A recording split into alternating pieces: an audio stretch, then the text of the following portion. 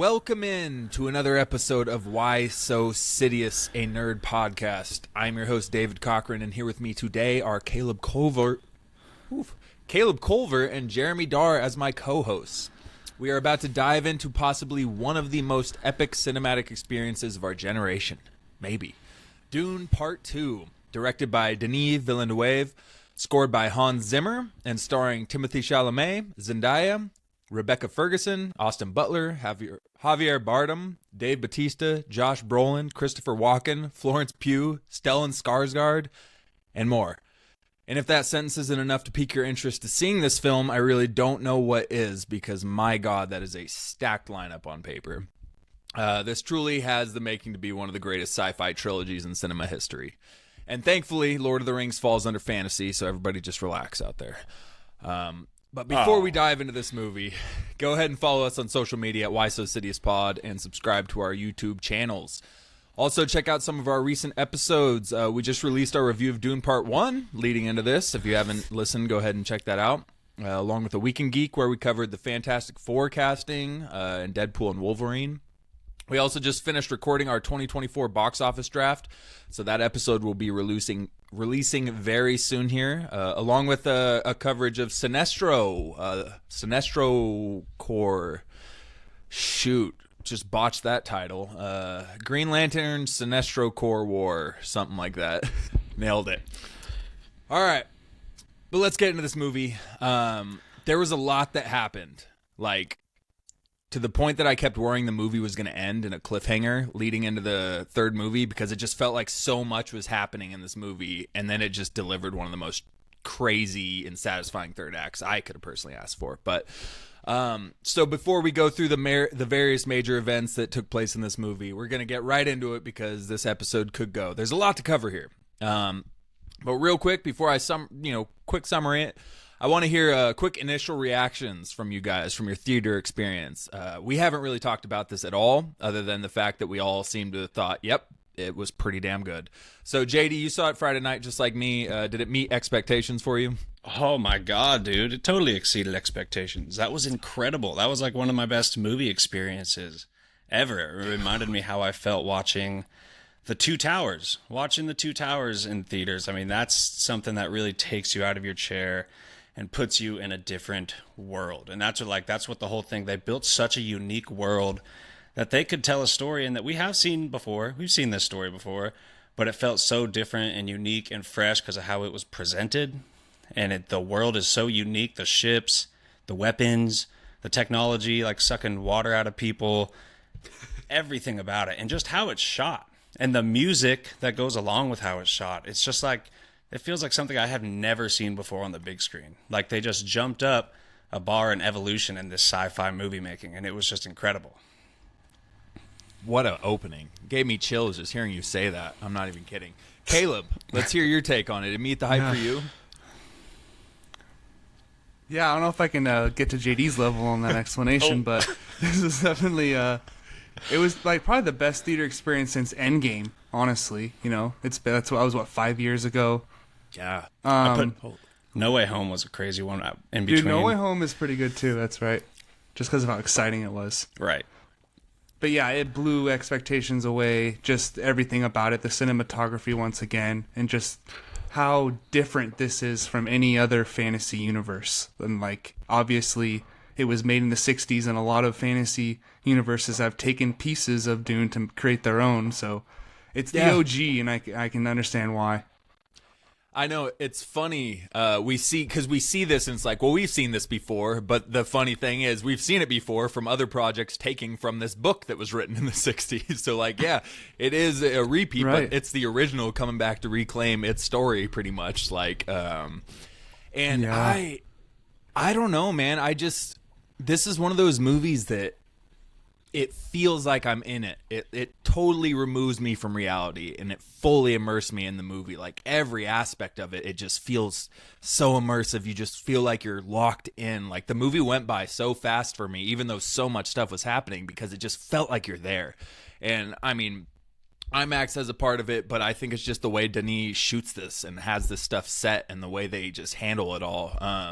So yeah, if you hadn't guessed, it met expectations for me. It's exceeded expectations. I agree with the whole thing about the theatrical experience. Me and Connor Noonan saw it together, and we were both saying, like, I haven't felt this way coming out of a movie in a long time. Like, where I could talk for hours right now just about what I just saw. I just want to say, the person out there that gave it a 5.5 out of 10, I'm not going to be disrespectful. They are a page that is friends with another page that I follow, whose opinion I very much respect. Movie Rec of the Week. They have really, really good reviews on stuff.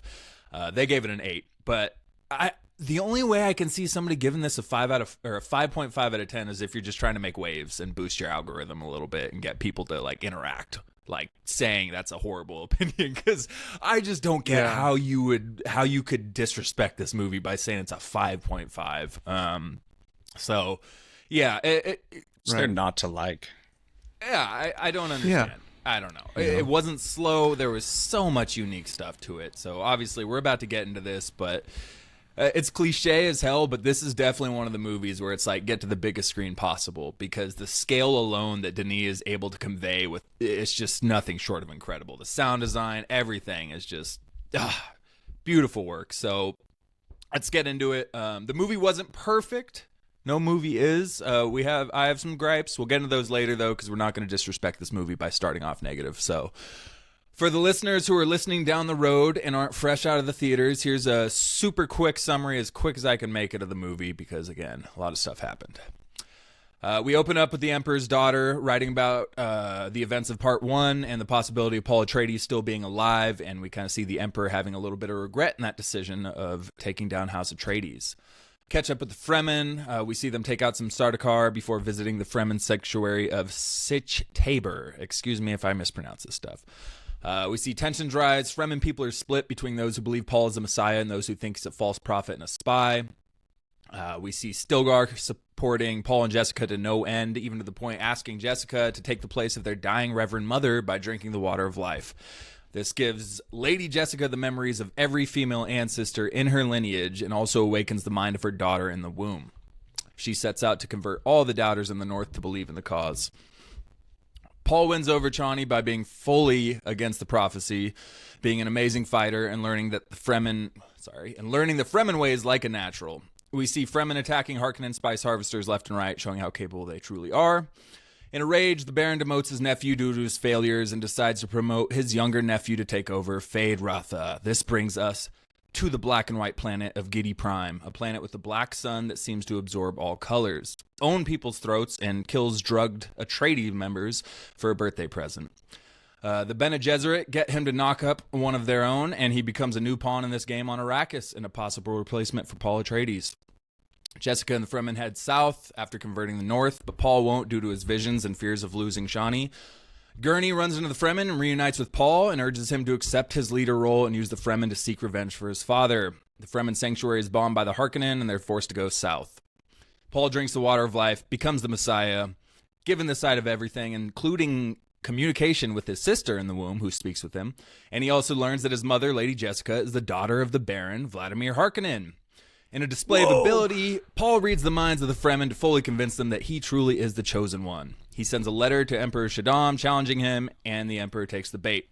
The Emperor arrives. Paul and the Fremen unleash the recently found firepower of House Atreides, blowing up the defenses of the Sardaukar and Harkonnen and beginning an insanely epic battle. Paul and the Fremen infiltrate the throne room. Paul kills the Baron for his father. Fighting as the Emperor's champion, Feyd-Rautha fights Paul to the death. After seemingly having Paul dead to rights, Paul finishes the fight and ends Feyd-Rautha along with the Harkonnen lineage. Maybe. The Emperor bows, kisses the ring, as Paul breaks Shani's heart and takes the Emperor's daughter as a future bride. The great houses waiting in orbit deny the ascendancy of Paul, and Paul orders the Fremen to take up arms and attack the great houses. The holy war has begun. Holy crap. That was just such an epic story in this freaking movie, man. Let's just get into it. This movie was incredible. So we'll just pop off real quick. We'll briefly talk about the Emperor. This is obviously a new character. The movie opens up with him and his daughter, Christopher Walken and Florence Pugh. His daughter is rewriting history, so we kind of immediately see that the Emperor was secretly betraying House Atreides because his daughter's writing that the Harkonnens did it alone. There were no witnesses. Nobody saw it coming. And obviously that's not the truth here. So it was an interesting intro. I do want to say it. So there was a point in this movie where I was thinking, they should not have cast Christopher Walken as the Emperor, because like when he's yes, I did too. When he spoke in a low voice, it was fine. Exactly, dude. But a couple of times in the movie, when he had like an emotional response and said something loud, it sounded straight out of Joe Dirt. Like, hey, you're talking to my guy all wrong. You do it again, I'll stab you in the face with a soldering iron.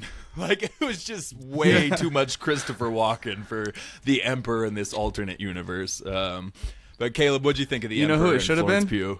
Who? Oh, it should have been Anthony Hopkins. Oh, I would have liked that. Yeah, he plays that kind of. He's regal, you know. But I really love Florence Pugh's character, Princess Irulin. You can tell, like, even though she didn't know the truth about Arrakis, she was still pretty intelligent and wise. Like, she's been watching her dad as the Emperor for a long time and studying him, and kind of, you know, and he comes to her for advice now at this age she's at. And she's also with the Reverend Mother, like, that lady's telling her all the secrets and keeping her up to date on things. So she is a very powerful woman in this universe. Mm-hmm. Yeah. JD, what were you thinking? Did you like this intro? The Emperor definitely worked for me. Yeah, it's different enough to be unique, but it was a lot like Palpatine. I mean, we didn't see him in the first movie, I'm pretty sure. So you see him just like Empire Strikes Back. That's when you first see the Emperor. Yeah. But he did come with quite a presence. He did, like when he comes and meets the Baron and all that. That makes the Baron look way weaker. Like, it made his presence a little less ominous for me in this movie. Like, the Baron was more intimidating in movie 1. But when 100%. The Emperor comes with his huge, everybody, he brings everybody. And, like, to that war, especially when he comes down in his super unique ship and starts just tumbling the ground. I mean, so he had a cool presence, but I totally agree that Christopher Harkin was a little awkward in that role. I mean, at some point I wanted him to say, we got 5 generations of large family breeding for the lineage. No, but he was cool, man. And I'm glad that it didn't end like Empire Strikes Back. Like, no, he just kissed Paul's ring at the end of this movie. So right. He's in the past, unless he stays sneaky in the future. I don't know, but yeah, it was different. But he definitely had a presence. Yeah, I wouldn't count him out. I don't know the story, but. Just, you know, he seemed pretty resistant to giving up all the way to the very last breath there until his daughter kind of made that play. But, I think, it was a risky play, but I do think Christopher Walken ended up working out. But it was just an interesting kind of intro to that with him. One thing about Florence Pugh, while we're talking about her, I saw a lot of people complaining about her, calling her flow exposition Pugh. Saying that all she did was exposit the entire movie and that it wasn't like she didn't do anything but exposit. And to me, like, yeah, she did a lot of exposition, but it didn't feel forced at all. I didn't have a problem with her role at all, and it felt natural. It helped, actually, because there's a lot going on. So a couple of times when she kind of summarized stuff, it helped me center what was going on in this part of the movie. And she narrates the book. I'm pretty sure Princess Irulin. Oh, right. She narrates the whole book. So the fact that they had her expositing a little bit, like, I thought that was a great way to use her. So I just saw a lot of complaints about that. Yeah. Like every chapter opens up with one of her quotes. Yeah, exactly. Like, she's a main narrator through the whole thing.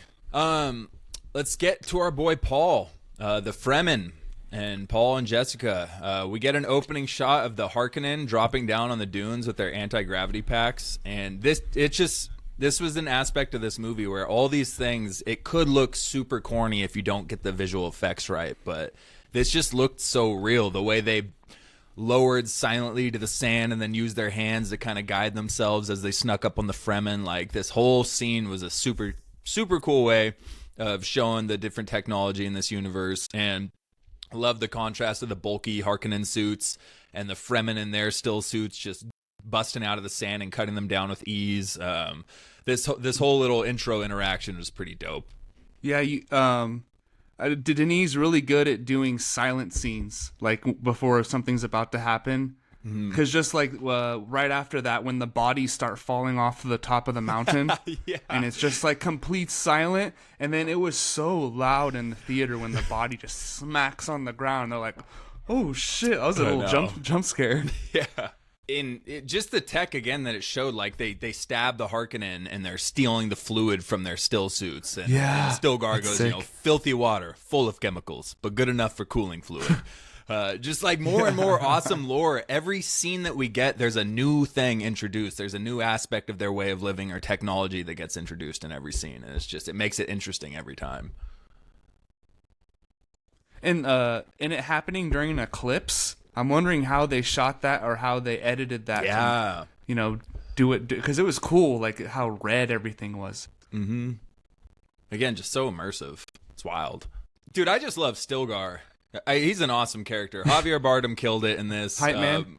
Dude, so the theater I was in, again, there's like 500 or 600 people in there, so there's a lot.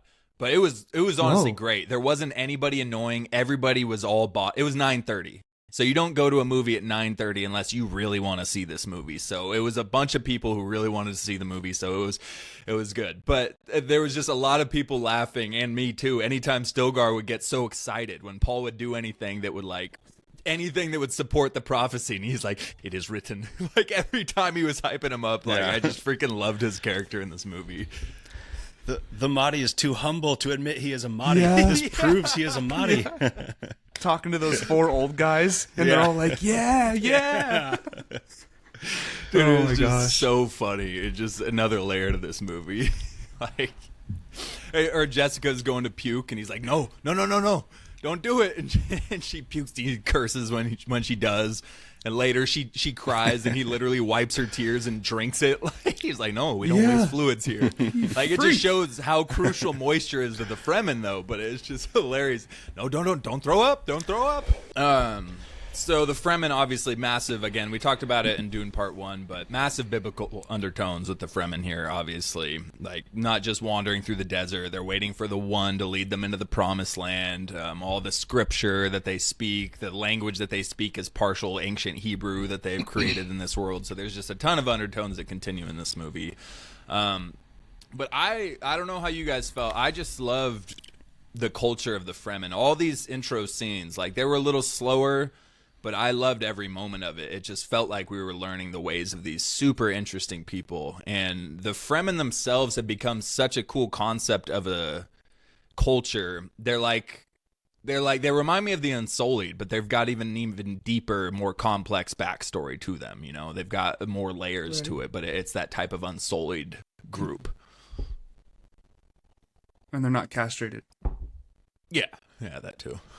Yeah. What? You still there? You're good. Oh, he gone. It's okay. This is a big episode. I was going to edit in detail anyways. I'll fix this. Just wait. Yeah, well, I was going to move on to the next thing, but it sounded like he was about to say something about that aspect of the movie. So there you go. Here he is. Oh, you're good. I'm going to edit this deep anyways. Okay. So because it's my only other laptop. Whatever issues happen here. But we were waiting on you For sure. Straight up. No, you're chill. It'll be chill. I didn't want to move on because it sounded like you were about to say something there about that. So and the Fremen are like their whole there, identity is based around their ways of living in their environment, right? The whole sand dune thing creates who they are, and the concepts that they throw at us in this movie, like with that moisture thing and the technology with that, so special and so different. It's what I imagined people in the days that Star Wars came out, back whenever that was, the 70s. That's probably how they felt. Like, it's something so new, so different, completely different world, and they just nailed that aspect about it because there's so many different concepts that we have never seen before. So just nailed it. Yeah, right. And it was crazy how when they walked in, there's like some people are yelling spies, witch, and then there's other people yelling Messiah, Messiah, and then that's what I think Paul says, we need to sway the people. And that's where Jessica goes off to, do that exact thing. Right.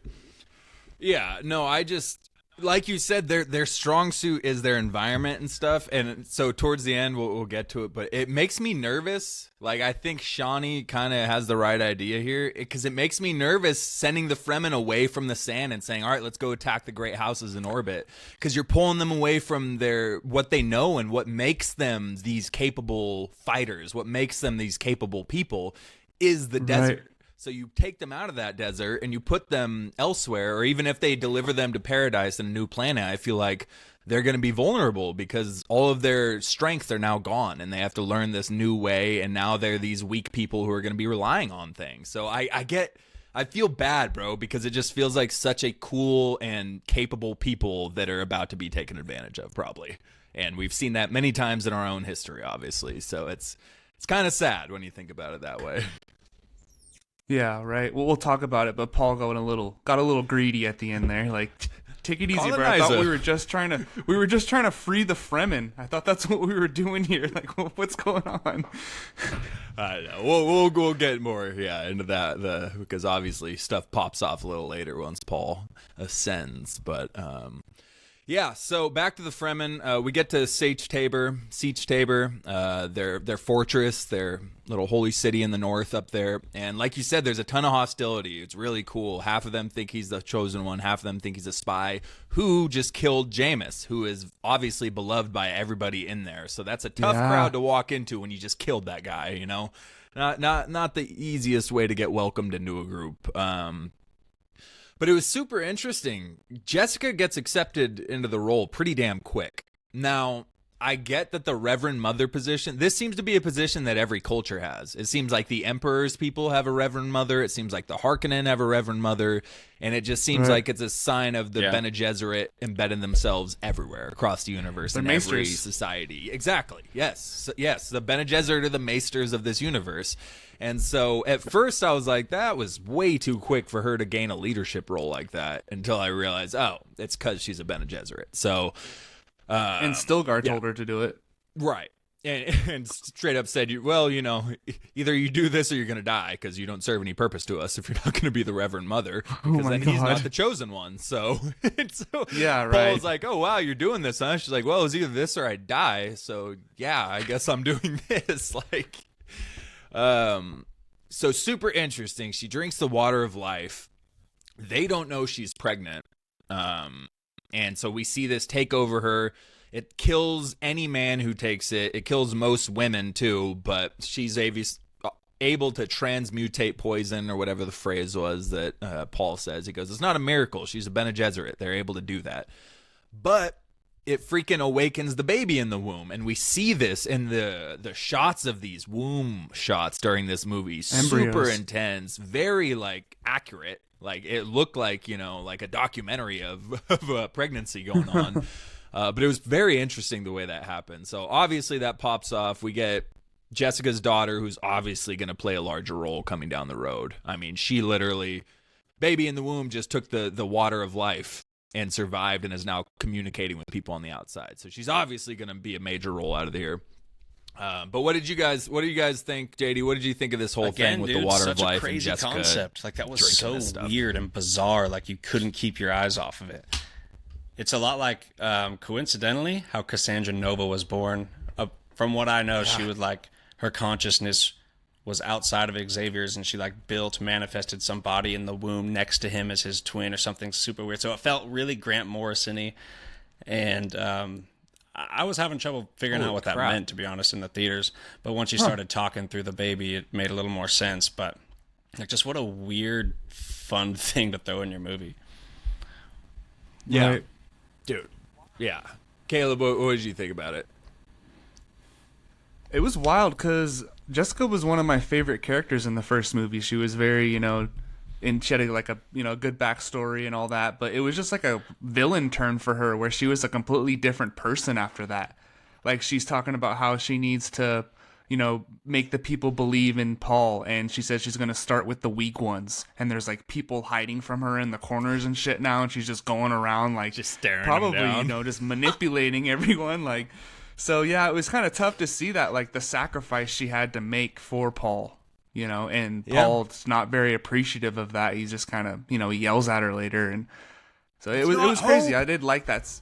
Yeah, right. But she gets like the memories of all the past Reverend Mothers too. Like, holy crap. And yeah, I was reading more about that. It's the Reverend Mothers and every female ancestor in her lineage. Like, that's crazy. So again, we'll keep saying it probably 7 or 8 more times, but just such a crazy, interesting concept brought into this. Like, just receiving the memories and the knowledge of all your past ancestors. And that's what makes this movie unique too. We come off of our 2 main characters from last movie, and they don't die in this one, but they totally transform into different people because of this water of life, which obviously Paul changes a ton too. But it's a credit to Rebecca Ferguson and Timothee Chalamet for portraying both ranges of these characters and just flipping that switch, you know, because like you said, yeah, she did. She was pretty just creepy and intimidating right after she drank this stuff. Like she wasn't messing around. Yeah.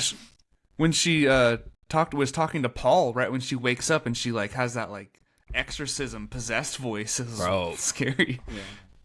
Dude, the voice is a hell of a thing in this movie, which we get a dope ass display of it at the end. But oh my god. Yeah, so that was pretty wild. So we continue Paul's journey, his slow journey to becoming a Fremen. So real quick, in the books, I believe he was with the Fremen for a year or 2 before he took the water of life and all this stuff transpired. In the movie, I believe the timeline's supposed to be something around like 3 to 6 months that he's been with the Fremen since part 1. That's what I figured. And that kind of brings me to a point of, I think Denis made a great choice with making this a 2-parter, with splitting the book up into 2 different movies, because so much stuff happens, and there's such a big change in part 2 that if all of that happened in one movie, it would have felt rushed. Like if Paul changed to the Paul we saw by the end of this movie to the start of part 1, it would have felt way rushed. So I that was definitely the right call, splitting it up. It would have been too Revenge of the Sithy that he had to split it up. Yeah, there's a lot in Revenge of the Sith. A lot of stuff transpires during that movie.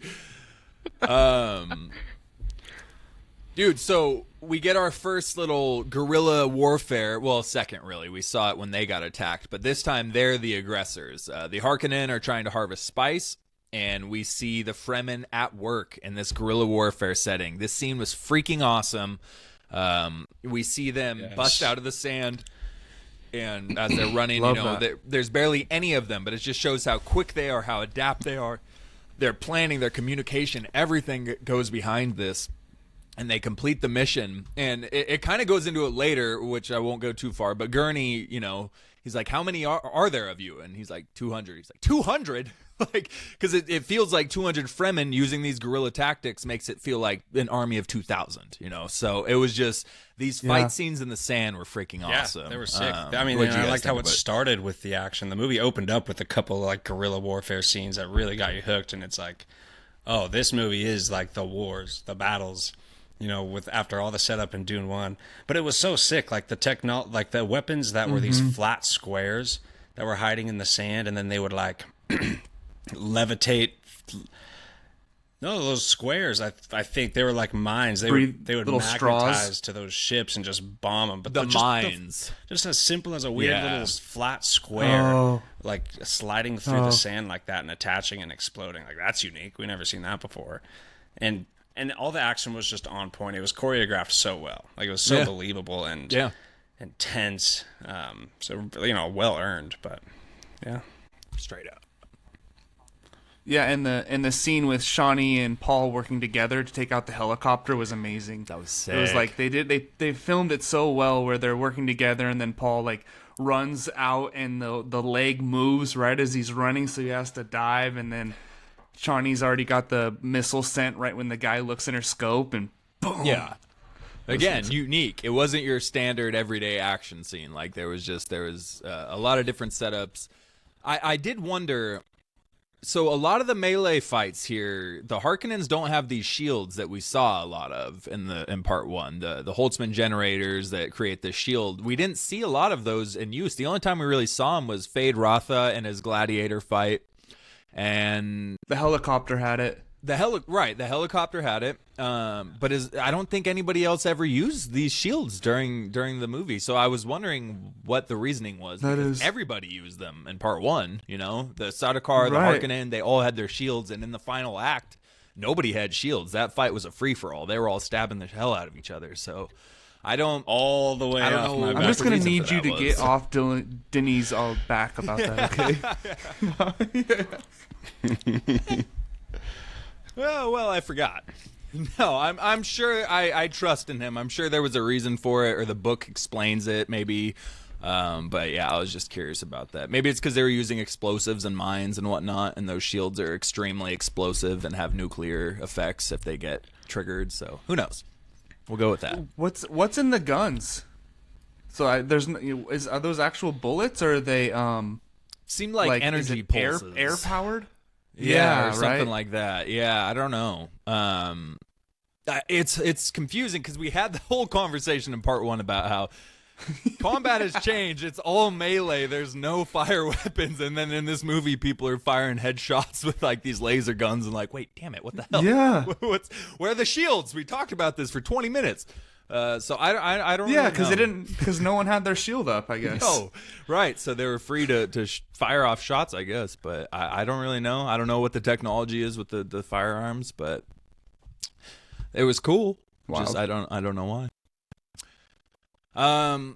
So they're celebrating in the tents after, and Paul is bestowed as a Fedaykin, which Mandos of the Fremen. They're like the top of the top warriors of the Fremen. In the movie, it just kind of seems like it's a warrior name for a Fremen. So he becomes a Fremen warrior by his acts in this fight, and Stilgar says he needs a name. And so it ties back to that desert mouse that Paul saw in the first movie. It seems unassuming, but it's actually a powerful name. And it's actually the name of one of the 2 moons on Arrakis, and that is the Muad'Dib. The kangaroo mouse, which, so it's interesting, but it's kind of funny. I think there's some funny parts in the movie. They keep chanting Muad'Dib, and you're just thinking it's a kangaroo mouse they're chanting right now. But he's playing dumb, because he knows the name of that? Yep. He turns around and goes, "What's the name of that little desert mouse?" He watched a documentary on it in the first movie. I think he's trying to act like he wants to fit in, but he knows he wants to be the fucking God Emperor at the same time, you know? It's hard, man. It's hard to know, because there's times where it feels very genuine that he's pissed about this prophecy. And he was. He was pissed about the prophecy in part 1, and even in this, he's like yelling at his mom when they're alone and not in front of others, you know? So he's pissed about it. But then he has these moments of intention where he like says things that you could tell was like that was to win them over, where he's like, I'm not here to lead you guys. You guys need a leader of your own. I just want to fight like you guys and fight with you to get revenge.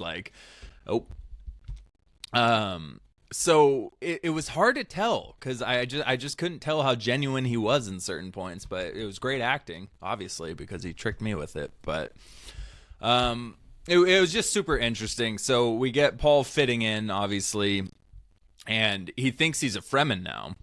Like, he's like, well, yeah, I'm Fremen. I have my name. It's Muad'Dib. And Chani tells him, nope, you're not Fremen. You're not Fremen yet. You're just a Fedaykin. You got to ride a worm first. But before that, we learn Shani's name that she hates is Shahia, meaning Desert Spring. Foreshadows her later role in Paul's revival.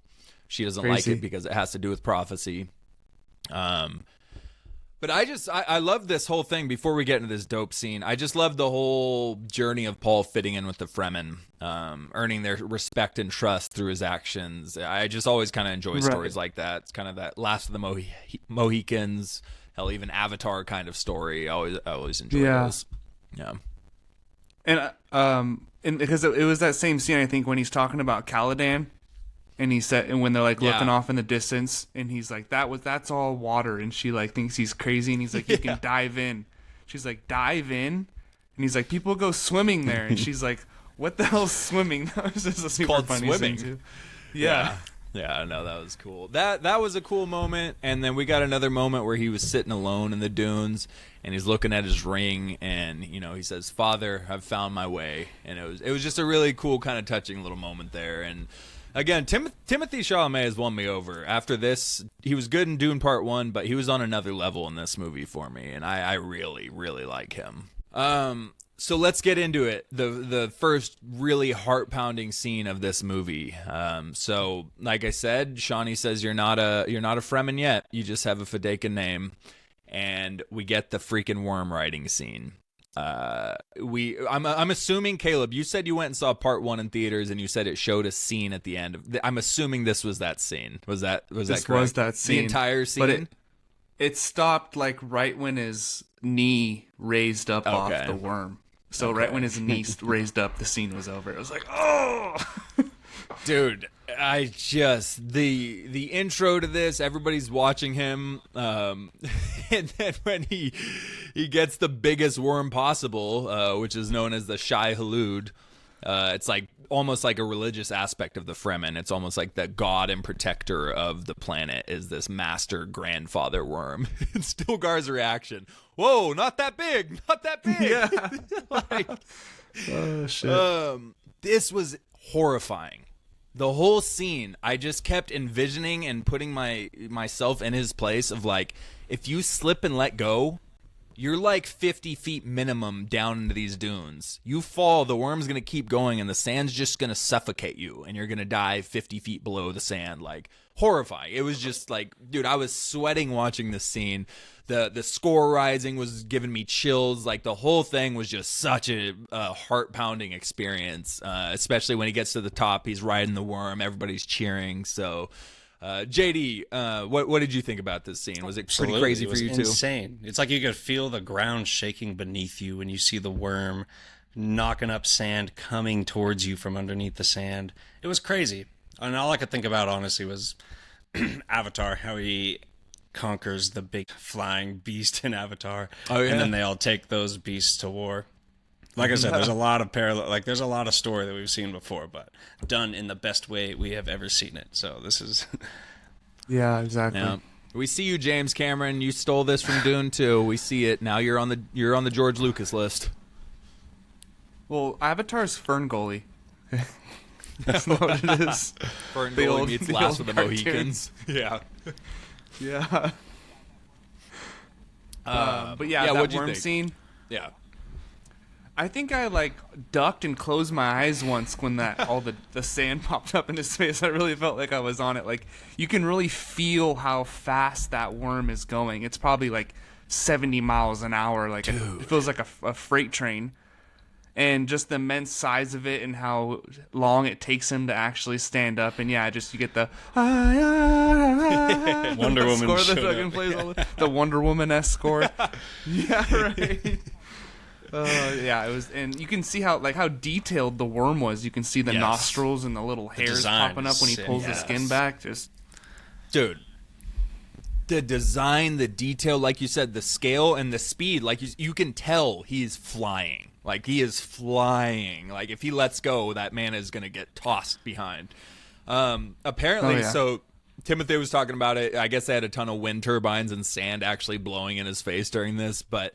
That scene alone took 3 months to shoot and finish, just to get all those shots and everything, and you could tell it paid off. Absolutely paid off. That was such an amazing cinematic scene. Dude, and if that wasn't cool enough, I mean, this movie, I'm telling you, it was going from one thing to another, but it didn't feel rushed. We get right into the Fremen destroying the fuel depot right after that, and Dave Bautista's character responds rashly. We didn't get a lot of Dave Bautista in this that I thought we would. We heard a lot about his range and stuff, and there was no range in this movie for me. But so this is the first we really get Dave Bautista here, and he loses it. You know, he's pissed, and so he snaps. He makes a rash decision to send everybody after Sietch Tabr and go attack the Fremen after they destroy this depot. And he's losing it. He's just screaming at everybody. He snaps the freaking targeting guy's head because he can't find anything yet and just tells him to fire. But this scene was so damn sick when they fire and then they land with all the dust in the air and they all unload off the ship and then the Fremen just emerge and slowly appear and just slaughter the Harkonnen. Dave Bautista runs scared. Like there were so many satisfying scenes like this where you just wanted to like stand up and cheer and like pump your fist as a Fremen cooked ass. Like, I love this scene. Yeah, basically all Bautista did in this movie was yell at the top of his lungs at every single person he saw. Yeah, like very loudly. It was like and WWE hardcore. Bautista. Yeah, it was like one of his worst performances. Honestly, didn't love it. Like, but it did remind me another was. parallel of like Vader and the Emperor in the Star Wars movies. Barely any screen time, but when you see him, he's going to kill an officer, very likely, and it's going to push the villain side of things forward a little bit, but not a lot of screen time. But I thought that was similar too. Yeah. It was just, there was a lot of talk about other people, Dave saying like, I really am thankful for Denis casting me and giving me this range to show my acting. And other people were like, yeah, Dave Bautista, you can really see how he's grown as an actor. And so I was really expecting like some intense Austin Butler level scenes that we got from him. And yeah, it was the most one-dimensional role I've seen of Dave Bautista. Even more so than Drax, I think. Drax had more range and ups and downs than this character. So I was a little bit disappointed with this. That was one of my gripes of this movie. So we're talking about the Harkonnens. And he had to kiss Homeboy's feet. He did. He had to kiss a boot. He really just got embarrassed. All the Harkonnens got embarrassed, really, except for Fade Rautha. He just got killed. But so let's talk about him. The Harkonnens. So we get a brief glimpse back with the Emperor and Princess Irulin as they learn of this Muad'Dib figure that is rising on Arrakis. Don't ask me how they have heard the name of this guy, unless he was just like screaming his name in battle while they're killing the Harkonnens and they survived and then sent a message to the Emperor. I don't know how they're hearing about Muad'Dib, the name, but we're going to skip over that. They're planning how to deal with it. Yeah, I saw that one coming. I had a feeling Geidi was about to drop. And Florence Pugh is talking about how we can't use force for a religious symbol. Like, we can't kill him. He is a religious figure. He's a powerful religious figure. I think it might be Paul Atreides, but we can't kill him. We have to replace him. And so this enters one of the standout parts of the film, and that is the introduction of Fate, played by Austin Butler, and boy, did Austin kill it. I only wish he got more screen time. He got the Harkonnen voice down, the fight choreography, the psychotic nature. Like, this man was a terrifying character, but I loved every second he was on the screen. So we get the setup with the Emperor and the Princess, foreshadowing that they're going to use him as a pawn with the Bene Gesserit. So we go to Geidi Prime. We get to the planet with the Black Sun, and my God, this is such a dope artistic style to put in this movie. The sun seemingly absorbs all other light, so it leaves us with these scenes with color while they're inside, and then as they move outside and the sunlight hits them, it literally drains the color, which was such a freaking cool effect. They shot with an infrared camera for all these scenes. They really went all in on this stuff. It was a cool concept that we saw in Thor: Love and Thunder, which I thought they used in a cool way, but Denis stepped in and said, here, let me show you how you do it the right way, and he just absolutely ate it up in this. So Caleb, what did you think about Geidi Prime and the introduction of the Harkonnen planet? When it comes to Geidi Prime, that's a planet I would not want to live in. Like, it's just a total military world where everything is revolved around that, and you could die at any moment. Like with the introduction of Fade Rautha, he just slices that girl in the neck and stabs the other one to see how sharp the blade is. Like, holy crap, man! He played such a good psychopath. Like, he got the Elvis out and he got the Harkonnen in. Like he sounded just like the Baron. Mm-hmm. No, he did. But yeah, and with the battle arena scene, like, the first two guys were drugged, but the last guy wasn't, I guess, to have it like to be a real test for him. Mm-hmm. And it was a pretty cool hand-to-hand fight scene. Like, it wasn't as good as the him versus Paul, obviously, but still, it was a amazing fight scene with like the ancient Rome Colosseum, but like 20 times larger, and everyone's just massive. He's like the fan favorite. Yeah. Dude, well, that's one thing. There's no better way to show that your character is a raging psychopath than to have him just slice the throats of his own people at will with no flinching or anything. Like, the man was just... And it looked like he had, like, pet females, which makes sense later when he refers to Chani in the third act as a pet. It's like, oh yeah, well this dude keeps pets, female pets, so it checks out. But this man was a lunatic. Did you notice who that third Atreides member was that wasn't drugged? No, I didn't. So that was the doctor that betrayed Duke Leto. Wait, no, didn't they kill his ass? Yeah, they dead. Killed him. It looked exactly like him with the diamond on his head, though.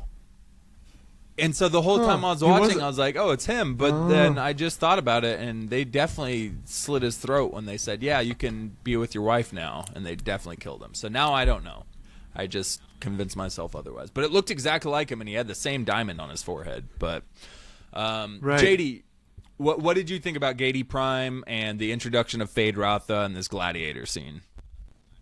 Oh, such a special introduction. And just the fact that he killed it acting, and the character was written in there as such a menace, but the gladiator introduction was on another level, man. You could see how crazy he is. I mean, just the fact that he would have fun slaughtering people that were pretty helpless, that was ridiculous. So you saw that he's psychotic, first of all, and then you go and then his uncle sets up this one dude who can fight, doesn't have a shield or whatever. Like it's pretty much a one-on-one fair fight, and he accepts it and whoops this guy's ass, and that guy looks pretty formidable, all kung fu-y. But yeah, I mean, he showed he's scary. It showed a crazy new creative style of shooting this shot. Like, why even do that? But it made it feel the Harkonnens feel so empty and dark. So the feeling fit the Harkonnens themselves. And this guy was a menace. A sick introduction. Yeah, dude, for not knowing anything about this family until part one, because I didn't know anything about this lore until I watched the first Dune. The Harkonnen is such an interesting concept, and I would be very interested to hear a prequel or to get a backstory on the Harkonnen here, because it's such an interesting planet and house and just whole concept behind it. And great casting too. I mean, shoot, you got Stellan Skarsgård, Austin Butler, screaming Dave Bautista's whatever in this one, like we said, but just a really cool concept going into this. And we get the young Bene Gesserit pulling the same move that they did with Paul, doing the box test and getting knocked up by him real quick. So now they have established the Harkonnen line and this Bene Gesserit yet again, placing another pawn piece to control the universe. But yeah, they find out his weakness is humiliation and sex. Apparently, that's what it seemed to be. But that's a James Bond's girl. Is that what happened? She to looked her? familiar. Yeah, from No Time to Die, the last one. Oh, his baby that's mama. Right. Okay, yeah. Dude, I was wondering if she had sex with him or not, because when she came over and said rubbed her stomach, was like, we're good to go. I was like, oh shit, she went all the way, huh? I thought that's what it was too. Did the box test and then had sex, apparently. Yeah. The box test passed, and then the box test. Hey, baby. Oh God. So yeah, that was just such a cool switch up. Another thing that makes this movie unique. Just totally switched the tone for a minute, but it added a great layer to this movie and kept moving forward. So let's go back to Dune. We got another Spice Harvest ambush, but this time it's not Harkonnen. It's instead what seems to be I don't even know, independent contractors or something. Because Gurney is working for them. None of them seem to be Harkonnen.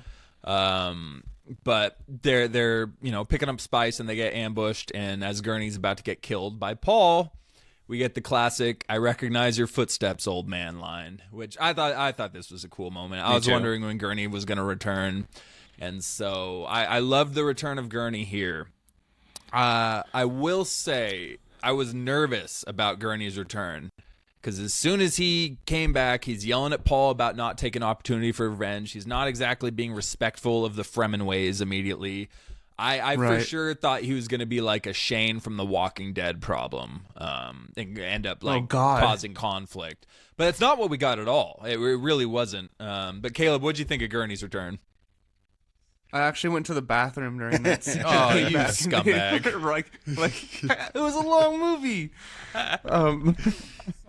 Well, I was going to go during the worm scene because I saw that, but then I was like, no, wait, I can't miss that. Yeah. And then it went right to Geidi Prime right after that, so I'm like, can't miss that. So I went during this, but yeah, I got back right when they met each other, and then he leads them right to the atomic bomb, so he comes in pretty clutch. So yeah, we got the return of Gurney. What we didn't get was the return of Duncan, Idaho, which we talked about because there was word about Jason Momoa being in this movie. I could have swore there was a bunch of reports early on. Some talks were about the fact that the Dune universe has technology that kind of creates a cyborg or like a hologram of somebody who's passed away. But to me, that feels like a little too close to AI, which they don't mess with anymore. But anyways, Jason Momoa didn't return, so we did not get him. Or Force Ghost. Yeah, some type of or a flashback or something, but we didn't get him back. So I don't think he's going to be coming back. But like you said, Gurney reveals the fact that the atomic arsenal of House Atreides is actually on Arrakis, which, to be honest, this was another gripe of mine, felt a little bit too convenient. They thought this atomic arsenal had been lost years and years and years ago, and it happens to not only be on the same planet that they're on, but it's within walking distance. So I don't know. Again, there might be lore in the book about it that like explains why it would be there, or if they have them on every planet, or I don't know what the deal is. They say every house has an atomic stockhold, though, like an atomic. So every house has an arsenal of atomic weapons. House Atreides had thought that theirs was lost, but thank God it's a 30-minute walk from where they are in this movie. Right. So, I guess that was one of my gripes too, because this is a massive planet and they're in the middle of the desert. They come across Gurney, and then they go straight to these atomic warheads, and it's like, okay, like right there. These are all very nearby to where they're walking through the middle of the desert to go where they're going. Yeah, so it felt a little too convenient. I don't know. Did that bother you at all, JD? The whole Gurney shows up and their atomic arsenal that they thought was lost for years is just right down the road. So I guess that does kind of bother me now that you say it like that. But it didn't get... Okay. And, yeah. Oh. Good call. Great call. Yeah, it was exactly like that. Well, except Cersei, but yeah. For yeah, right. For season 1, how the way it was used. Yeah, exactly. Was it 2? Oh, it was 2. Yeah, wasn't 2. It? Yeah. When he's the hand. Yeah, that's right. Yeah. So Gurney's back. He's telling Paul, embrace it, man. Let's get revenge on your father. He's like, billions die. He's like, it's because you lose control, right? And he's like, no, it's because I gain control. Which, dope line. Just gonna say it, dope. So it's interesting. Denis Villeneuve has gone on record saying that he doesn't really cherish dialogue in a movie. He says that dialogue isn't the things that people remember in a movie. It's the big scenes. It's the climactic, impactful moments and scenes in the movie that people remember. So he doesn't really harp on dialogue too much. But I think there's a lot of really good dialogue in this movie. So there is. And that was one of them there. But on that quote, I saw someone explaining it, and it made sense to me. Like the worm riding scene. There's no dialogue in that. It's just him and the score and the sound of the sand coming. Like what he means is you don't need dialogue to have a mind-blowing scene. Right. You know what I mean? Yeah. Well, and all the mind-blowing scenes in this movie weren't dialogue. It was him getting the crowd chanting. It was the attack on the Emperor. It was the worm riding. Yeah. It wasn't dialogue. It was these incredibly epic scenes. So Paul refuses to go south. People are going south, but Paul doesn't want to go because he has a vision of Chani dying if he does, or something really bad happening and a bunch of people dying, or so he believes. Also known as another parallel Anakin has with Paul. Damn it, George. Damn it. Like, what the hell? There's so many aspects of Paul that Anakin has in common. And Chani is a lot like Padme in this movie. Like, literally, she's saying, you're going down a path I can't follow. I can't follow you. Yeah. Oh, boy. To be fair, he does have some gnarly visions. One of those visions is Shawnee's face being burned away by radiation, which was just horrifying. From the atomic warheads he has. Yeah, that he just found, yeah. And he awakes from that nightmare to the sounds of explosions. And Chani's looking into the distance, and we find out that the Harkonnen have brought their main firepower and are absolutely bombing Sietch Tabr, the Fremen stronghold. And it's brutal. It obviously kills a ton of innocent people and civilians who are living in there. I mean, it's a massive war crime that they just committed right here by doing this. That pool of water they have too, with all the dead people. The holy pool of water. I mean, just a massive war crime here. So this totally steps it across the line and gets everybody to be like, all right, we're going south. We got to meet up. We got to have a war council. We got to talk to the people of the south because we can't. That was messed up. Can't have that. So Paul finally decides he'll go south. He has a little vision of his sister Aaliyah looking out an ocean on Arrakis, played by Anya Taylor-Joy. She says, "My brother, you are not prepared for what is to come." And he has this vision of Dune changing and having an ocean, and I forgot what else. Something else happens that really flips the switch where he's like, all right, I have to go south. I have to. Yeah. But that kick starts off something pretty cool here. So we move on to the next major chapter of this movie, which is Paul's journey to truly becoming the Messiah. We see a scene of Jessica seeing how the water of life is harvested by grabbing a juvenile sandworm, drowning it, and then extracting the blue liquid from its dead body. Pretty intense. So they harvest it, and they say, Paul has to drink this. He has to. And I believe that's kind of where the vision of his sister ties in, too. She says, you're not prepared yet. You need to drink the water of life. Mm-hmm. So Paul drinks it, dies, and is revived by Chani's tears, yet again strengthening the prophecy, because it says the tears of the desert spring will revive the chosen one, or something like that. So she revives him and gets pissed off and storms off. And this is the moment where Paul really dies. We talked about part 1 where Paul died when he killed Jamis and the Kwisatz Haderach was born. This is the part where Paul truly, truly dies and the Kwisatz Haderach is truly born.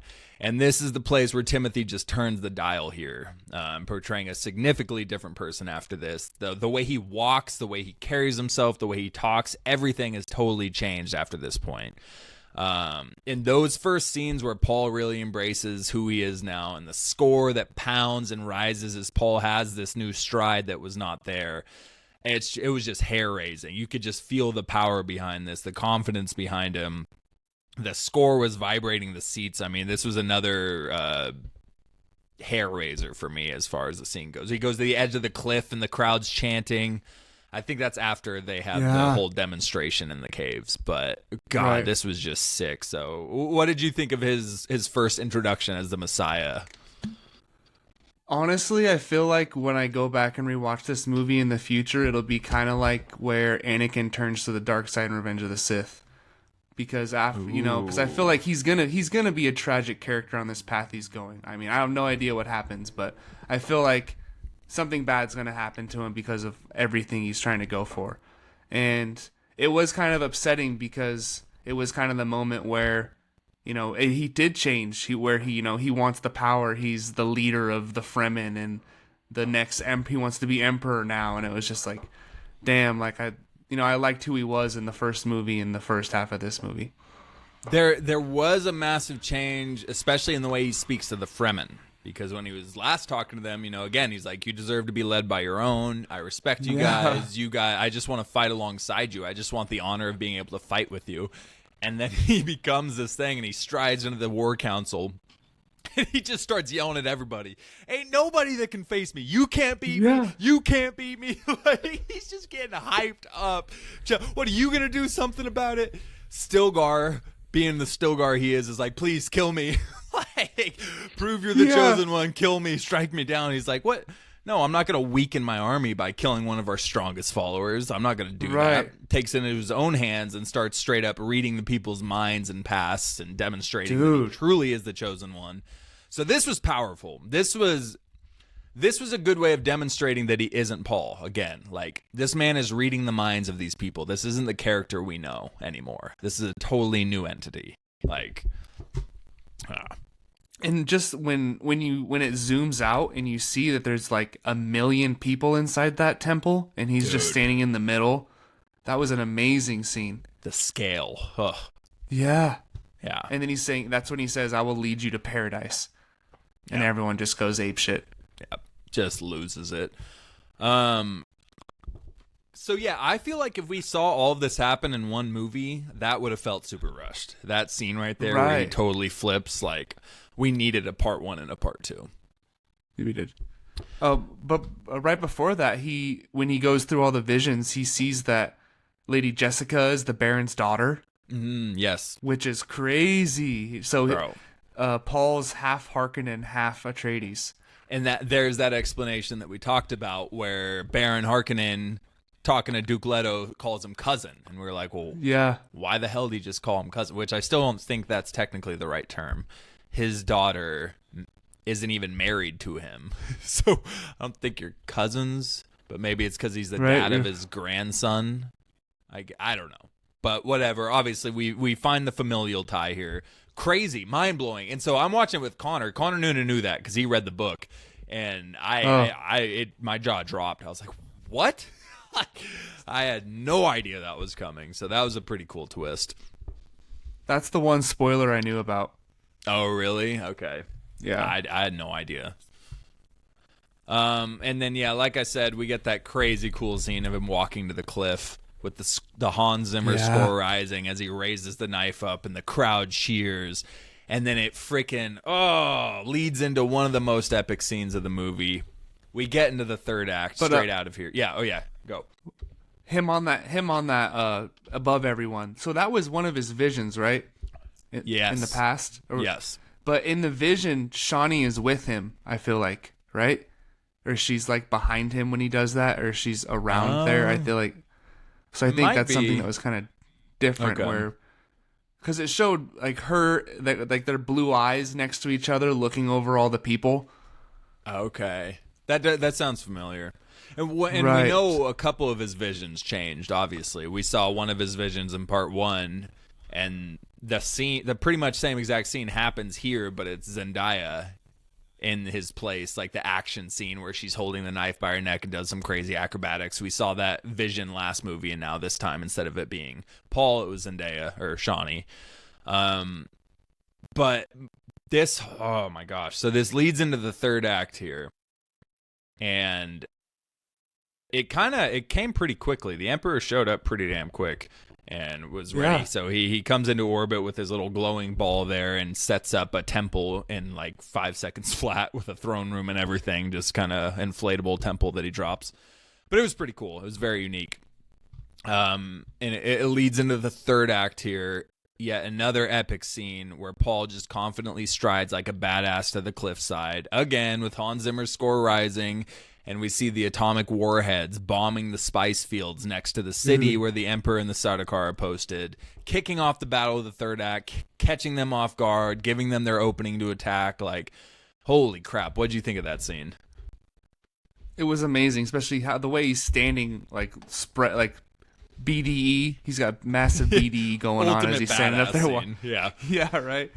But them riding the worms in, that's another scene where it's completely silent, and the Sardaukar are looking up at the dust, and then you just see like the massive scale of the worm coming down, and they all just start turning and running for their lives. Like they had no chance. No, absolutely not. Like, I mean, can you imagine how terrifying that would be if you've never been to that planet and you're just standing there waiting for battle, and all of a sudden the ground you're standing on begins to vibrate to a point that it becomes fluid and you fall into it? Like, that's horrifying. Yeah. Like, and then massive worms just freaking jump out of the sand. Like, oh my God, what a way to shake people going into battle. So this was just epic. This was epic as hell. They ride into battle. They're slaughtering the Sardaukar as they're running away, and the Harkonnen soldiers. Shawnee's leaping over people again. Like I just said, it's pretty much scene for scene what happens in that vision. That was a sick scene. Dude, it was just so clean. Everything about it was just so clean. Again, no shields are being used during this, though. Nobody's got shields on. Yeah. And she's pissed, dude. She's fighting pissed off. Like, you can tell she's on one right now. Oh, yeah. She's pissed in the entire second half of this movie. Like, even in that little cave scene where Gurney has to pull her down and is like, stop making a scene. Like, you're going to cause issues here. Yeah. Like, yeah, she was very... Right. Zendaya did a good job, too. She did a good job at portraying the second half of this movie with that. So we get that... Oh, yeah.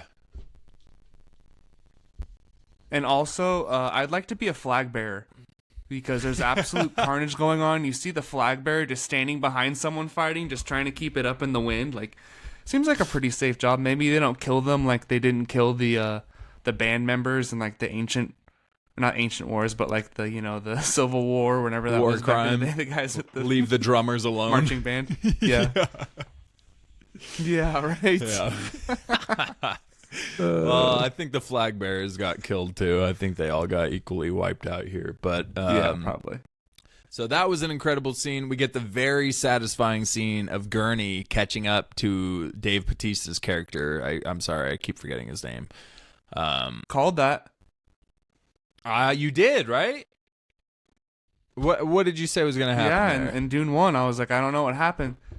I said I feel like they're going to meet up in a final battle. That's right. And they did. It was dope.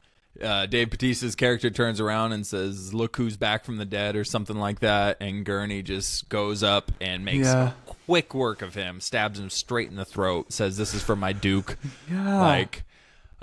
Which was one of many knife shots to the throat that had no blood. I understand this is rated PG-13, and the only time we saw blood was when the knife was being held by somebody. Because there was a lot of people who got their throats slit, who got stabbed directly in the throat, and the blade was just in their neck. We could see the blade in their neck, but zero blood coming out of it, and that was one of them. But satisfying. You could see the slit, but no blood was coming out of the neck. You know, that blood splurt never happened. It was just like it was a doll that they killed. But it was still was a dope scene of him finishing him off. Yeah. No, this is no Quentin Tarantino movie. It's Denis Villeneuve. Yeah. So after that battle, Paul and the Fremen march on the throne room of the Emperor. Dude. So I saw a lot of complaints about the third act being rushed and the final battle only taking like 60 seconds of the movie. I didn't have a problem with that at all because it led into this epic face-off in the throne room, and I thought that's still a part of the third act. Yeah. Like, we've seen plenty of action scenes already. We saw the worms a lot in this movie. So I saw that being a big complaint. I was like, that didn't bother me at all. I thought it was awesome what we saw, and I was stoked to see what was going to happen in the throne room. Mm-hmm. Yeah, I mean, I guess it didn't really show how Paul got from one side to the other. Because it didn't really show him in the battle at all. He just kind of went around the side and walked in through the Emperor's Gate. But hey, it was so cool. It was an interesting decision to only show Chani killing it on the battlefield, but never showing Paul doing anything on the battlefield like that. That was I wonder why they did that. But that was another one of Paul's original vision was him in Chani's position. You know. Yep. Doing the mask being up with the knife at the throat after slashing a bunch of people and killing them. Yeah. Yeah. So right before Paul gets to the throne room, we see the Emperor addressing Baron Harkonnen, basically giving him crap for failing to secure Arrakis and calling him pathetic, and his Sardaukar cut the dude's supports, and he just drops on his face. And so there's like a 10-minute stretch of this movie where things are happening, and the whole time the Baron's just face first on the steps on the side. Like, I was laughing hella hard. Like, it had been a full 5 minutes, and then they're talking, and the Baron's just still laying there. As he kind of tries to crawl to the throne in one scene. Yeah, I was going to say, he's like, I'm going to crawl to the throne before I die at least. Yeah, I don't know what he was thinking there, but... so Paul comes in. Everybody is pretty much subdued ASAP. You know, the Fremen have got this thing locked down. Paul walks up to the Baron, calls him Grandpa, and then stabs him right in the throat. Just directly in the throat. Bleeds him out like a pig, except without the blood. And Fade likes it. He's like standing there like, now I'm the heir to Big smile. House Harkonnen. Bro, Fade was in the back behind the Emperor smiling like a maniac this entire time. But he loved it. I loved him, man. He was. I wish he had more screen time because he was just I know. such a. Oh my God, why can't I think of his name? Ramsay Bolton type character, and it was played very well. So, There's no likable traits. No likable traits at all, except for the fact it's fun to watch him fight because he's an absolute savage. So, yeah, Paul kills his grandpa, and he gets up in Christopher Walken's face and tells him he's going to stab him in the face with a soldering iron, and Christopher Walken is not having it. No, so they have a conversation about Duke Leto, about how he betrayed his dad, and, Christopher Walken boldly is like, you know why I did that? Because your father was a man of heart. Like, he followed his heart, and that made him weak. Your father was a weak man. And, man, did I ever want Paul to just stab Christopher Walken through the face in that moment. Like, I was like, you got to do it. You got to kill him right now. You just called your father weak. But instead, we got a Game of Thrones face-off with Fade Rotha stepping in to be his champion. So, what did you think of this duel? Oh, I don't even know where to start. Just such amazing choreography with the sun in the background, like as the lighting for them, and it was just so like realistic with the hand-to-hand combat. I mean, one of the best I've ever seen. I mean, it's better than any. I mean, what's the best hand-to-hand combat scene in Marvel? Like Winter Soldier or something. It's either Winter Soldier or Shang-Chi. It's one of those two scenes. I mean, I feel like this had a level of brutality that those don't have, because definitely when Fade wins the first 2 rounds basically of the fight, where he kicks him down, then he gets back up and he stabs him. And also how Paul keeps looking over at Chani, and like she's like, every time he looks over, she's more worried, she's more upset, and just like it's like breaking her heart, where he's either gonna die or leave her. And so it was a very emotional and wild fight. Yes. So I agree with you. I don't think the hand-to-hand choreography was quite as detailed as the Winter Soldier fight or the Shang-Chi fight, but the thing that makes the difference is the choreography. You had the sun rising in the background and them being the silhouettes in front of this. So it was just, the shots were beautiful, and the stakes were way higher. At no point in Winter Soldier did I think Cap was going to die. At no point in that Shang-Chi fight did I think Shang-Chi was going to die. But I legitimately, during this scene, I was sitting there thinking, and I was like, could Paul die here? He's been in 2 movies. I had that thought too. His sister is infused with the water of life in the womb. She is going to be a figure, she's going to be a force to reckon with. Could he die here? Maybe he's resurrected to fulfill more of the Messiah prophecy here. But I legitimately was thinking, I think Denis would have the balls or Frank Herbert would have the balls. Maybe he dies here.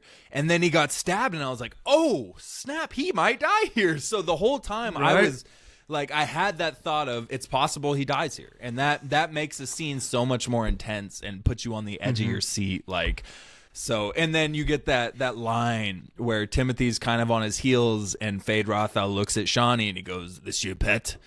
Any special attention for the pet?" Like, it just creepy. Unbalances Paul, obviously, and then he stabs him again. We get the quick sleight of hand where we think Paul's been stabbed a 3rd time, but really Fade has been stabbed through the kidney or the heart. I don't know. Obviously a more crucial area than Paul, because Paul was stabbed twice and is still standing, and Fade dropped on one. But this was just really good. We get the very Game of Thrones-esque Paul grabbing the blade with his bare hand and letting it slice through his hand as he slowly pulls the blade out of his chest to stab Fade. I mean, it was just cool. It was really cool. The stakes were high. It was great choreography. It was great cinematography. It was just, I don't know. I can't ask any more of a 3rd act duel like that. It was awesome. Yeah. And it's the 2 characters you want, the 2 characters from this movie that you need to see fight each other. Yep, exactly. It was the right people to face off. It was done the right way. It had, you have Gurney's reaction too, not just Chani getting nervous, but Gurney, when Paul gets stabbed, he's like heartbroken. You can tell he's like, I can't lose another House Atreides. He's so loyal to this house that he's watching a kid he looks at like his son that he thinks is going to die here. And Josh Brolin killed that in that regard. Like, he added to it the whole thing. I know I'm repeating myself, but Yeah, Stilgar too, because we've seen how dedicated this man is and how truly faithful this man is. And think about that. Think about that, being that convinced about it, seeing the things come to fruition to the point where, like, I was right. I'm not crazy. I was right about this prophecy. People doubted me. He's him. And then you watch him almost die, and your mind's going, oh my God, have I been wrong the whole time? You know, like, you can see that in Javier Bardem's face where he's worried that maybe he's not the chosen one here. So there was just so many levels of emotion and just a duel here. I really don't understand how people were unsatisfied with the third act. We got a crazy epic battle to start and a very intimate and emotional duel to end. Like, amazing third act. Yes. So, another aspect of this third act, which was tough to deal with. It's a brutal scene.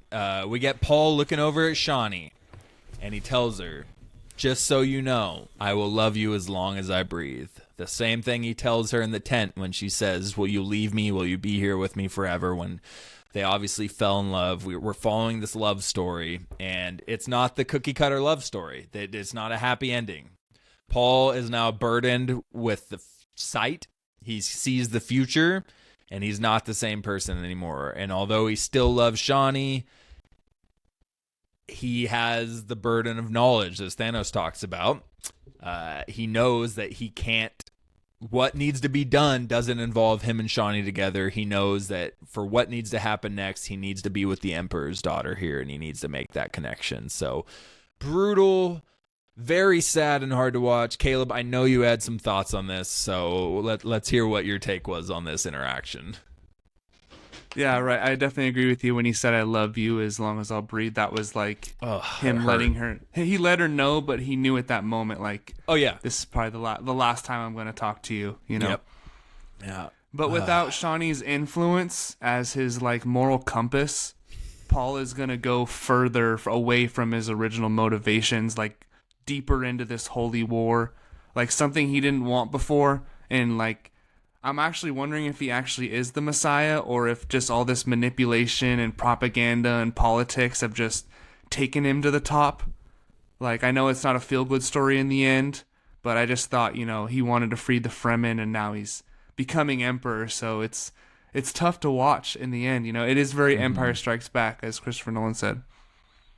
Well, you said it the other day. You said it about, you think, and you just kind of said it too, where you have a bad feeling it's going to be the same feeling as when we watch Anakin fall in Revenge of the Sith. Where every time we rewatch Revenge of the Sith, we go, please don't cut Mace Windu's arm. Please don't fall to the dark side this time. Please, Anakin. And you have the same feeling that this might happen with Paul. And if it does, again, George Lucas, son of a gun, man. Like... I'm trying really hard to give you the benefit of the doubt on stuff, but my goodness. Anyways, but so I think you're right. I think we're gonna have that tragic fall with this character, which sucks because I still like him. I get the conflict here. He definitely turned into more of a colonizer figure once he got this power. He immediately was like, we're doing this, we're doing that. You'll follow me, I'll deliver you, instead of being like, I just want to help you guys and fight alongside you. So I get there was that aspect. There was a massive change. And so I'm split on it because I can understand being upset with him, but I also am thinking he doesn't want this. He knows what has to be done, and he has to do it. He doesn't want to do certain things. He doesn't want to leave Chani. He tells her he loves her, but he's burdened with the fact that he knows he can't be with her. Otherwise, what needs to happen won't happen. And it's just, when you're like that, you kind of cease to be a person. You know? When you're seeing the future, you don't really have that same soul. You don't have that same human experience because you know what's going to happen and what has to happen. And that's not how humanity is. And you obviously can't have a relationship built on that. So this whole thing was just really hard to watch. I get the hate for Paul. I still like him. I'm still rooting for him, but I do get it. It's brutal. I felt horrible for Chani, bro. I felt so bad for Chani through this whole movie. But I was happy that it wasn't a cookie cutter relationship story. I wasn't happy with the sadness, but it was like, it's just, again, yet another aspect of this movie where it was like, yeah, they wrote a really good story here, and it's not what you thought was really going to happen. Right. But it's tough. But I say fuck Paul, man. I'm sticking to fuck Paul after what he did. Not just to Chani, but just to the Fremen people. Like you said earlier, he's taking them away from their planet. And, like, they're only doing this because they think he's the Messiah. Like, they wouldn't be leaving this planet if not for him. And, I mean, does he really need to be emperor and fight this holy war against all the other great houses? I mean, how many of them are out there? Like 4 or 5, all the ships coming in they showed? It was a few. Yeah. More than 3. So he's taking them into deep water, and I feel like, yeah, it's not going to be the best ending for the Fremen. Who knows, though? Yeah, we don't. And we don't know what Paul knows. Again, he's seen things that we don't know what he's seen. So we don't know what... We don't. It's the Doctor Strange thing. We don't know the 10 million or 14 other million situations and scenarios he saw that made it that Peter Quill making that bad decision with Thanos was actually the right move because these things had to take place. So we don't know. But I do get it. Again, from the very minute he turned into the Messiah Paul, he was kind of a dick. But it's just, I'm split between it. And I think I'm split between it because I get that Anakin vibe, and I get that vibe of, I know who he was when this journey started, and nobody can be prepared for what he was brought into unwillingly. He didn't want this prophecy initially. He didn't want this crap. And he had to take it. He didn't want to go south, but he was forced to. Fate keeps bringing him into these positions, and he keeps having to push forward with it. So, yeah. But I get it. I understand it. He definitely turned into a colonizer, and he broke Shawnee's heart. So I can understand people being pissed off at him. So I guess at the end of the book, Chani stays with him as his like concubine, his side chick, basically. Oh, So I'm really glad they changed that because that's not Shawnee's character. You know, like she's not. That's not who she is. So I'm glad they changed that to where she's like, not. Yeah, fuck you, I'm out. That's wild. I didn't know that because I was thinking, I'm like, okay, so everybody left. Shawnee's chilling with a worm. Is she pregnant? By the way, they've been having sex, and apparently in this universe, people get pregnant real quick. So does she have Paul's child by chance?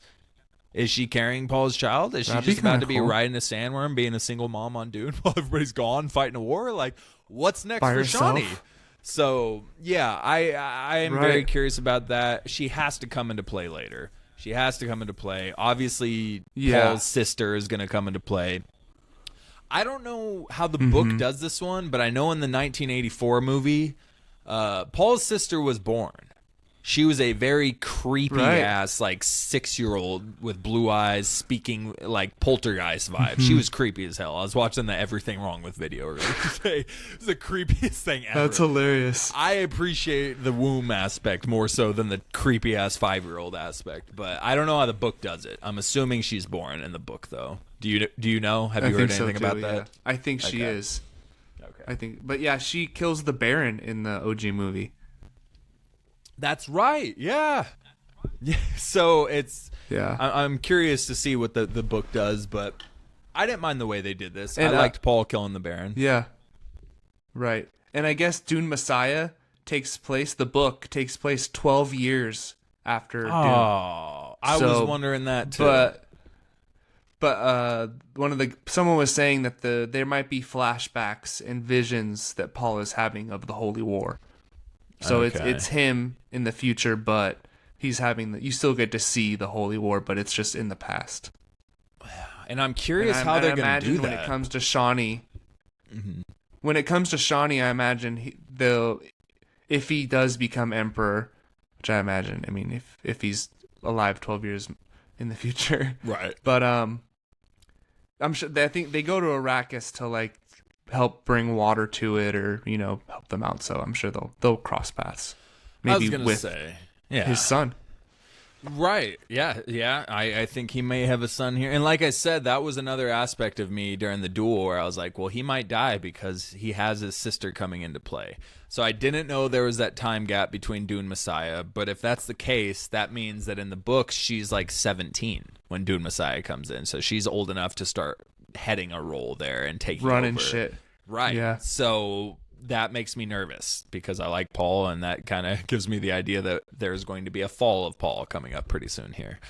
Or maybe he just lets her take over peacefully and goes back to Arrakis with Chani happily ever after. Hey, that would be cool. With his Iraqian son. Yeah. Unfortunately, this is Dune, and this is also Denis. There's not a lot of happy endings that wrap up with Denis movies or anything like that. Ramsay Bolton. Yeah. But you haven't been paying attention. Yeah, if you think this ends well.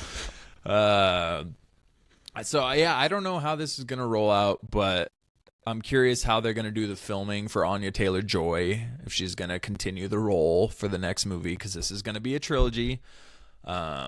The third movie is going to cover Dune Messiah, and it's not coming out soon, though. So I read something today that Denis said he's not rushing to get Dune Messiah. He has 4 projects that he's currently has in the queue right now, and Dune Messiah is one of them. Oh, but one is an unnamed secret project. One is called like Rendezvous with Rima, and one is Cleopatra. So Cleopatra could probably be cool with Denis Villeneuve. That could be a dope-ass movie. And obviously, Julius Caesar. it's Denis, so we're going to tune in, man. The man has the track record of no other at this point, except for Christopher Nolan. So we're going to tune in regardless what he makes. But I just hope he doesn't wait too long on Messiah. We got to keep the age the same, you know? Well, I don't know. Right.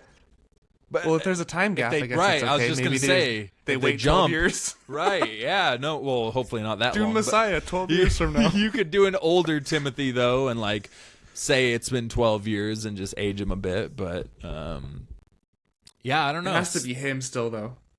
Oh, 100%. They can't recast him. No, I don't want Anya Taylor-Joy recast either. I want them all to stay the same. That's why I don't want them to wait too long, but... All right, so we didn't really wrap up the whole movie. So real quick, right after the duel happens, Princess Irulin steps in and pleads for her father's life as Paul is about to probably kill him because his champion lost, which means you lose. She offers herself to be his duchess or whatever.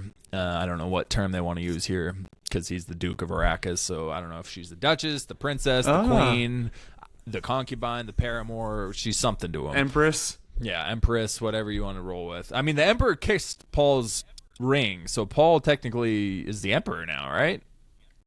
The only thing that's stopping him, bitch. is the greater houses who deny the ascendancy. Paul gets word that the greater houses in orbit have denied your ascendancy, and Paul orders the Fremen to board the ships and go attack in orbit. So he spares the Emperor's life. The Bene Gesserit daughter of the Emperor will now be at Paul's sides, which again is just another aspect of the Bene Gesserit infiltrating positions of power and controlling everything.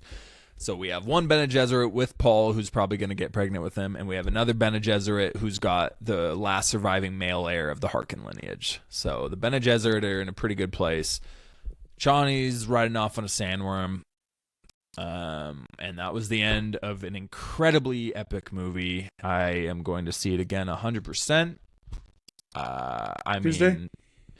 Yeah, I'm gonna aim for that. I got some Fandango bucks too, so I have to see it again in theaters. This is a movie I'm telling my friends, like, go see this, and they're like, yeah, I'll wait for it to be on streaming. I want to watch them back to back, and it's like, go watch it in theaters, please. Like, why would you not want to watch it? You need to see this on the big screen. Go watch this on the big screen. This is just one of those movies where you need to. It's just go see it in theaters, even if it's not IMAX. Just see it in theaters. You need to see this outside of your living room. So let's hop into our final thoughts, and our rating of this. Unfortunately, if you're listening out there, you've probably noticed that JD's been pretty quiet lately. He dropped off. We've had some technical difficulties. That's been pretty common with our show lately, unfortunately, and he had to cut out early. So we're going to get into our final thoughts and ratings. I'm going to start off with JD's rating here because this is the highest I've ever seen JD rate something. Whoa. Typically, if you've listened to our show, you've noticed that typically JD's ratings are a little bit lower than me and Caleb's. It takes a little bit more for him to get in the 9s. He typically rates things lower. So JD's rating for this movie coming in, no final thoughts, he's not here, but his rating is a 9.6 out of 10. Let's go. And again, I'm pretty sure, as far as my records show, I don't have JD having anything higher than a 9.6. What's Lord of the Rings? He's got Fellowship at a 9.4, The Two Towers at a 9.5, and The Return of the King at an 8.9. This is a 9.6. Damn. Game of Thrones. He gave Game of Thrones an overall of 9.8, so that's the one thing that's beating it. But whoa, hell yeah. 9.6 for Jeremiah. So, Caleb, any final words that you want to say, final thoughts about the movie, and then give me your rating? Well, I know they're only doing a trilogy, but I want like 9 movies and 7 shows in this universe. Like, let's just go all out, right? But just like the religious aspects and prophecies and how there's always 2 sides to that coin, and just becoming the chosen one brings so much burden and pain to the ones closest to you. Like, look what happened to your own mother. But there's the cinematography, scale, and score are amazing. And how creative and different each planet is in just every aspect, from the still suits to the missiles to everything. Mm-hmm. Just so out of this world. And one of the most stacked cast ever. Like, just so many big names. And everyone killed it. Everyone brought their A game. It wasn't a cash grab for anyone besides maybe Christopher Walken. But, you know, he's up there in age. We'll give it to him. But it's just one of the best stories in all of fiction. Like, it's definitely top 5, top 3, like wherever you want to put it, it's up there. Mm-hmm. And I only didn't like the ending because of how, you know, emotional it made me feel, because of how well the writing and execution was. That's why I didn't like it, because I left the theater pissed off at Paul, but not because it was a bad movie, because it was so good. That's how it made me feel at the I felt it. So I have it at a 9.4, which is tied with, I think, Fellowship of the Rings, which is my highest rated movie. Dude, I love to hear that, because that's the best way to put it. You felt it. I felt this movie, man, and we've talked about it before. If a movie can bring out emotions in me like this for almost 3 hours, like, it's got me. And this movie had me. I was fully immersed in it. I was completely removed from reality, and I was just in the world of Dune. This movie's in my top 10. I'm pretty sure immediately. I couldn't have really asked for anything else. I had a few gripes. Well, I'll list off some of them. I guess we didn't get to the gripes part there. But it was just incredible. It was one of the most enjoyable theater experiences I've had since Endgame. 1000% recommend finding an IMAX screen if you can. If not, the biggest screen possible. But I really believe this movie is going to go down as one of the best sci-fi epics in cinema history. I don't know. There are no words. I've said everything else about it. I've seen a lot of people say it was close to perfect, but there were some issues with it. So I get it. If you don't think it's perfect, you rated it an 8. I have nothing against that. I understand. But for me personally, it hit everything that I wanted to get out of this. So my overall rating is a 9.5 out of 10. And whoa. I believe, again, looking back at the Lord of the Rings there, I think this is the highest group rating of anything. Because Two Towers, it was 9.5, 9.5, 9.3. This is 9.5, 9.4, 9.3. So I guess that's not as good. Never mind. Fellowship is more overall rated. But this is in the top 3 of our overall ratings. Oh, 6. That's right. So this is higher. Yeah, it just... Yeah. Incredible, man. Obviously, we loved it. You listened to the episode. We had nothing but good things to say about it. Real quick, since I kind of forgot, or were there any gripes you wanted to get off your chest about it that you did have issues with that you haven't yet? No, I think we talked about it. Christopher Walken, Bautista, some of the, you remind me of the desert thing about how everything was so close together. Mm-hmm. I do wish we got more with Baron and Fade, Austin Butler's character. I wish we got more with the two of them, but that's not really a gripe. I mean, kind of a gripe. Yeah. Yeah, I same. I wish we got more range from Dave. We talked about it from Dave Bautista. I wish we got more screen time for Austin. The blood thing, again, I get it. It didn't need to be rated R. It would have helped certain scenes, but it didn't need it. And I think it outweighs the fact that keep it at PG-13, keep it available for more audiences, I think is the right call. There were just some scenes where it would have been better if it had that more realistic stuff to it. The only other gripe I have is some of the battle scenes skipped over some action. Like a lot of the hand-to-hand combat we did see was phenomenal, but a lot of the other action scenes, it kind of was very zoomed in, or it just kind of skipped over a lot of the actual choreography aspect to it. It was more artistic, not autistic. It was more artistic, more so than technical in a lot of the scenes there. You know, it was more cinematography more so than the actual gritty hand-to-hand stuff. But I still loved it. Those are small things I noticed. So, before we head out of here, I wanted to ask you, do you plan to read the book now? Yeah. Oh, for sure. I'm doing it. Yeah. Before Messiah comes out? Yeah. Oh, yeah. I'll probably I have a free, if I sign up for Audible again, they're going to give me a free credit. So. That's right. You can't read. Well, that'll be good. Yes, everyone knows that. So I'm going to buy that book I was looking at that's got the dope custom cover on it. I'm going to go get that ASAP because this made me want to read the book so much. And honestly, this franchise is turning into something it didn't used to be before. The fandom is growing so much right now.